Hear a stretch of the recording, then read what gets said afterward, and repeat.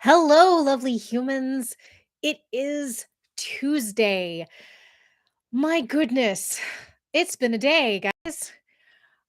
First, of course, I had an early meeting because I am en route next tomorrow to BigBadCon. So I had an early meeting with my research assistant who is studying actual play and intellectual property.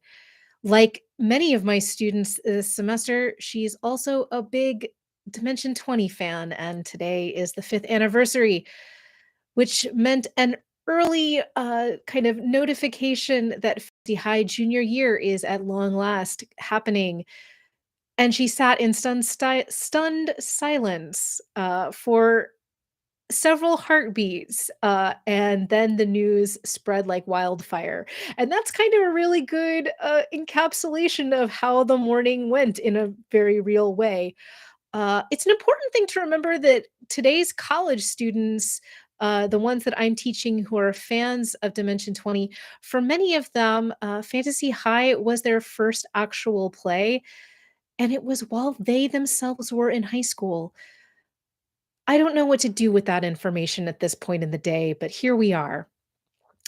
In class, we were doing two different things today. We were wrapping up dialect by doing a post mortem, basically doing little bits of recaps from the three different tables. We had two groups that did the kind of thieves' cant core set of prompts of the game, and then a group that used one of the extensions, the DACA extension of the game. And so we had some very different play reports happening. And as I reminded them, they are doing the very original form of what actual play was, which is actual play reports. What happened in the game, and what are the events, and what are the cool takeaways? What are the memorable moments? And so we had some really interesting comparisons. And the important thing was to note for folks who are thinking about teaching the game is that expect a lot of friction during the setup stages and the first age. And then age two and age three become routine and rhythmic with even though they're punctuated by big changes in terms of the story. The mechanics are under your belt by then. We then, after we talked about that kind of part of the play experience, broke down what other friction points or points of interest were present in the play experience. So one group had a lot of changeover, as I talked about last Thursday, in terms of the player group who started the game was not the player group that ended. It was a real ship of Theseus, as these things go. In addition, that group also had a student who was attending virtually while really loopy and ill. And so that became a way for us to talk about the limitations of the notion of the magic circle, which is an idea in TTRPG studies, although one that is endlessly made complex, nuanced, and some people throw it out altogether because it's this idea that we enter into a different space when we play a game together. Now, as anyone who has a different embodied experience from the traditional game player can note, that stuff doesn't stop when you walk into the bubble of a so-called magic circle. And so I was citing Janaya Kemper, seeing some nods in the room as I talked about the way that she has framed her own positionality in LARP spaces and other game places. But of course, this is a larger discussion as well. And we were moving inexorably towards those questions of representation and accessibility. But this was a nice way for us to kind of start to do that bridge work, to note that being online when the rest of the play group is in person, being physically ill, having interruptions that we usually don't have as many of in the space of class, but the class itself is a kind of artificial play space that feels a little weird and also artificially breaks up a play experience many times. These are all components of the experience. We ended up talking about before we made the full leap over into talking about issues of embodiment and access and representation. We talked about some of the other friction points beyond just the constraints of the classroom or the kind of startup. And what was interesting to me was the ways in which students really found the most challenging bit to be the dialogic element, the have a conversation part of the prompt of each turn. So the idea behind a turn in a game of dialect is that a prompt card is drawn, a new word is formed, or an existing word is transformed. And then at the bottom of the card, there's a situation which at least two players have a conversation using the new or transformed word in order to flesh it out. Kind of like the Oxford English Dictionary usage quotations on steroids. And some students, interestingly, tying it back to something like The Quiet Year, noted the ways in which they wish that they weren't playing individual characters because those individual characters are more archetypal than they are very particular. Why not have a version of this game that instead is using something like the mechanics of The Quiet Year, where you slip into and out of different positionalities within a larger community? As I mentioned to them, I had made sure that the archetypes represented very different perspectives at the table, that maybe some versions of the game might not necessarily have emerge organically. And I suspected that that was one of the reasons why the game is structured in the way that it is. I used as an example my niece, who, when we play The Quiet Year, for example, because she's too young, she just turned 5, she's too young to understand the idea that stories really thrive with conflict. Instead, she's looking for solutions to the problems that the folks of The Quiet Year face. And of course, she gets really upset when I introduce those complications.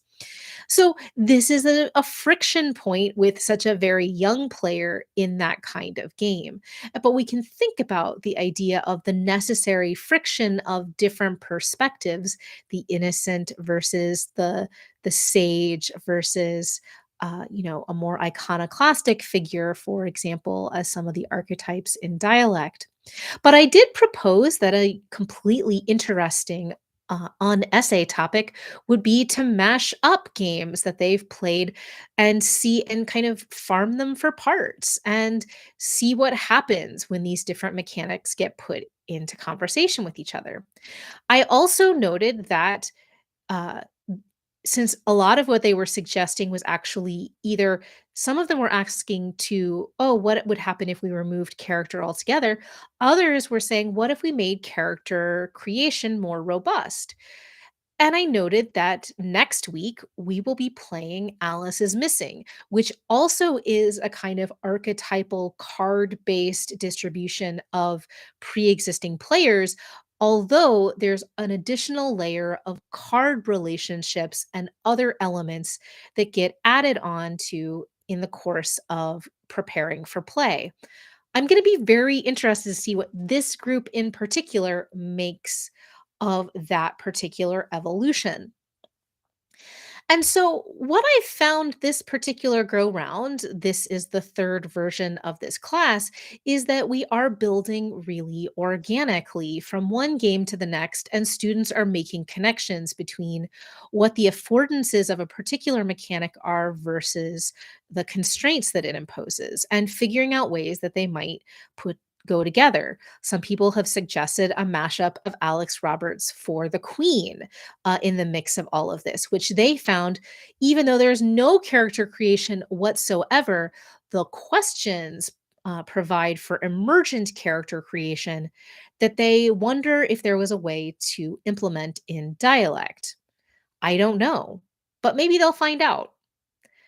Now, as we turned to talk about the issues around representation, we were taking a look at Shelley Jones's work from 2018 on the issues of Dungeons and Dragons. And so I reminded students that 5th edition Dungeons and Dragons would have been in its very early years when the piece was published, and even earlier in its instantiation when Jones was writing it. Nevertheless, it's a really good and thoughtful snapshot of some of the inherent and, quite frankly, still challenging parts of Dungeons and Dragons mechanics as it comes to the representation of disability, be it something like the blinded condition or beyond. I also had students take a look at Jen Kretschmer's collection of accessibility resources, which also include notes about appropriate disability representation. I waited until we were in class to give them the example of the combat wheelchair as a particular case study to guide our thoughts.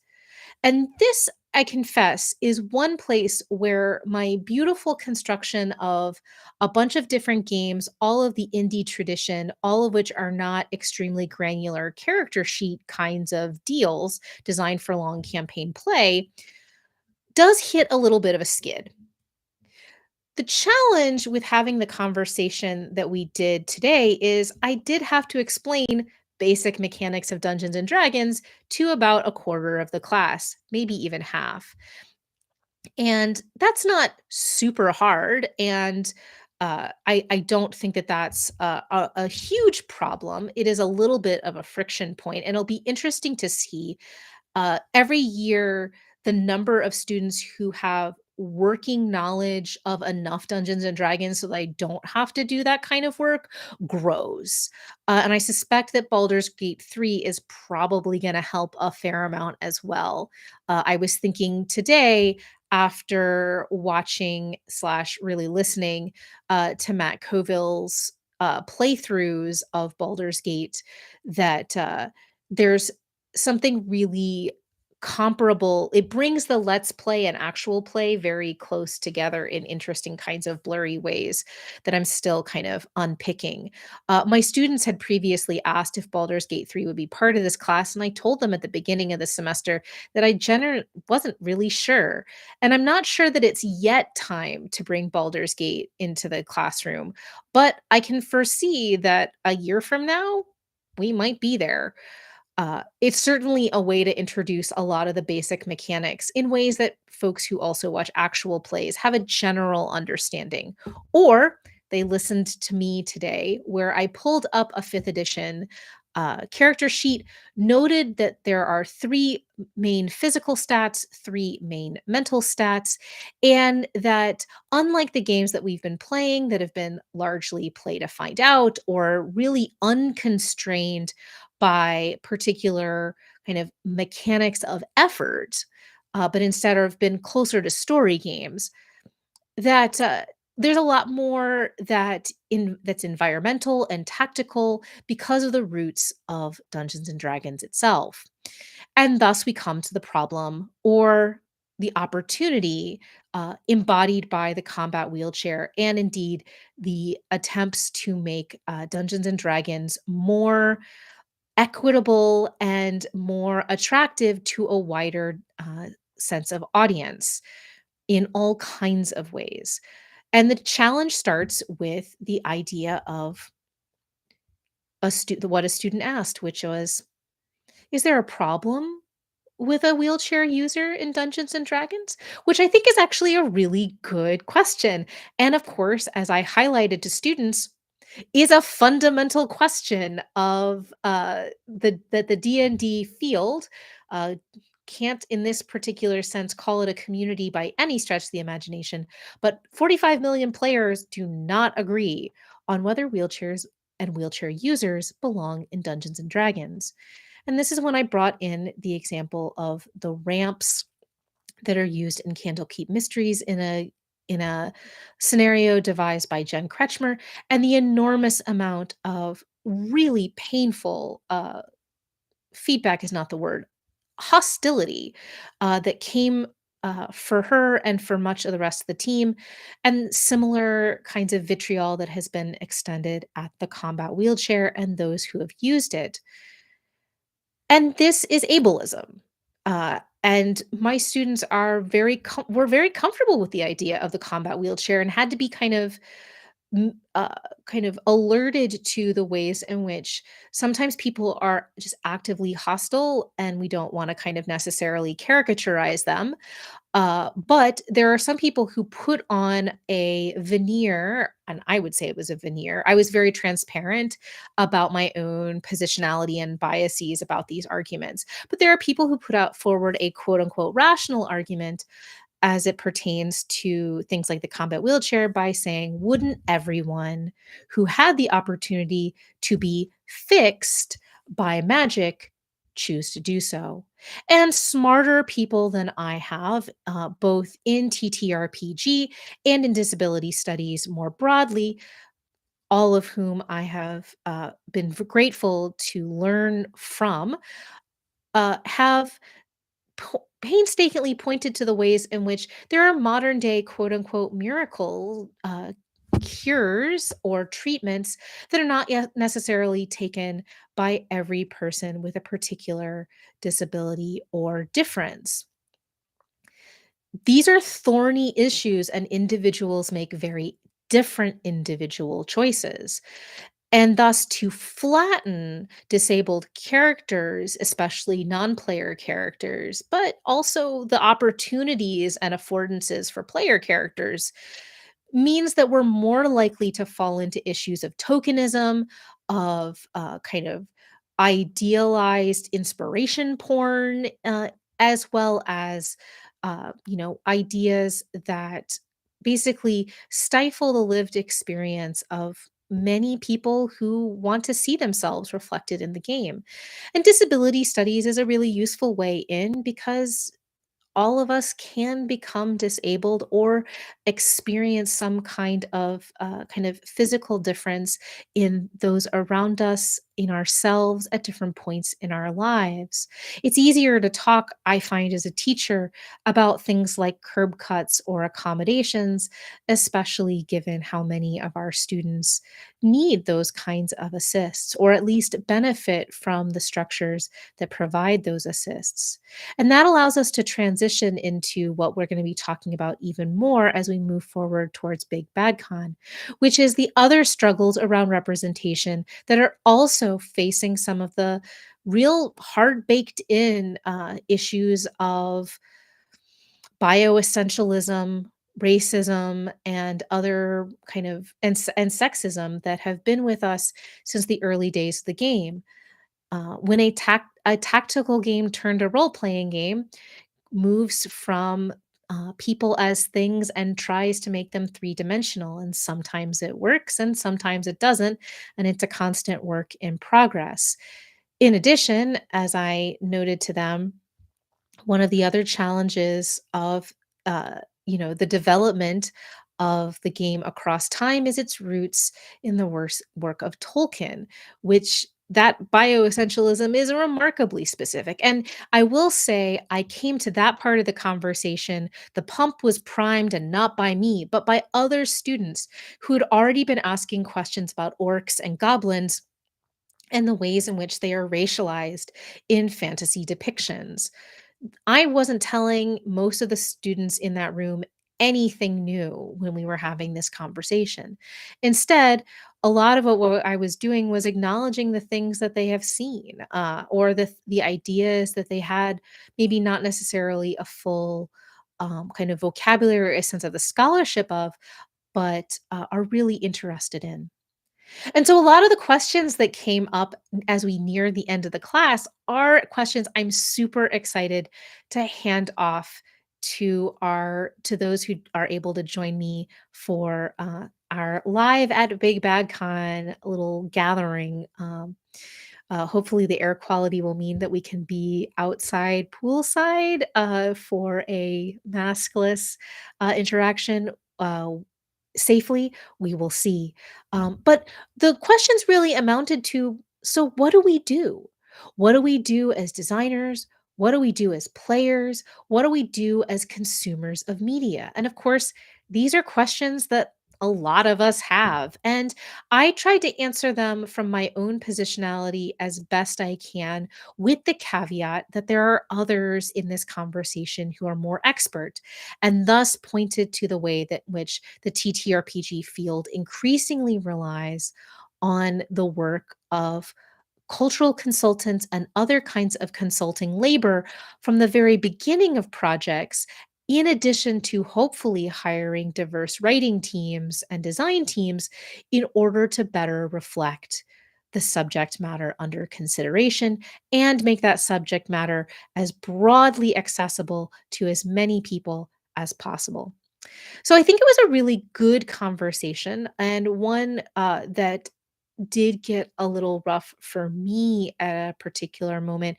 And that's because I have a friend who is re-diagnosed as extremely gravely ill, and their call to not be tokenized, to not be turned into inspiration porn, was one that I echoed to my own students, to remind them that these are the calls from real human beings.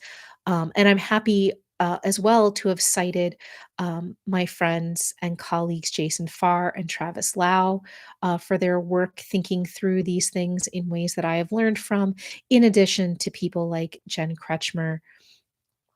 Students who are preparing for our BigBadCon class on Thursday are going to be taking a look, listen at material that has been part of my class for some time now. Asians Represent podcast has done work for Wizards.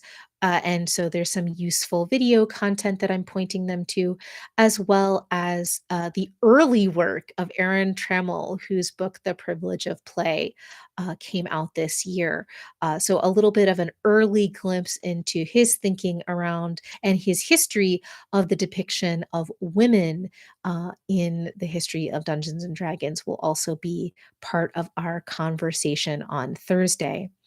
And what's interesting from here is whether students are going to want even more of this formally, informally, as independent research or what have you. As I told them today, this is an important kind of turning point over the next 2 weeks or so, as I meet individually with every single student to talk about their contracts, their ideas about their own essays, to either give me a pointing of a thematic concern or idea that they want to figure out a shape for, or a format or type of project like a podcast or a twine game or something along those lines that they'd like to help to kind of focus and refine. And once I know what everyone in the room is working towards, I'm going to be building weeks 12, 13, and 14. In other words, the run up to Thanksgiving, with those ideas in mind. In previous versions of this class, I've done everything from run Brindlewood Bay for 2 weeks while a student ran their D&D kind of unessay concept for a group of students at the same time in the class. We divided the class in half. Sometimes we add additional readings. Sometimes they're interested in a particular topic where I happen to know an expert who's willing to come over their lunch break to Zoom in. Today, that meant a student asked if I could ask Matt Mercer to come, to which I said, "No, that's unreasonable."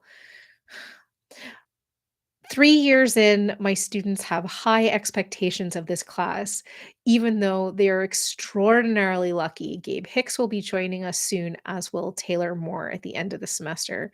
I think they're doing just fine in terms of that kind of representation. But if they wanted to talk more to a cultural consultant or someone who does backstage labor more intensely, or issue does kind of legal issues or cultural analysis or journalism. I mean, I do have the metaphorical Rolodex, and I'm always happy to both kind of have us take a look more in depth at more games, more secondary research, or indeed primary experts if that's appropriate. It's hard to know what's going to happen just yet because I've only had the first of 13 of these meetings. And of course, much of this week will not be having those meetings because BigBadCon is happening. So that's the recap for today. Unless there are any questions in the chat. Um, and The plan for the next couple of days, as I mentioned, I'll be at Big Bad Con and thus having a remote class. Then next week, we start Alice is Missing, a game that runs for 3 days. Then Gabe Hicks will join us. Rowan, hi. I'm so glad you're here.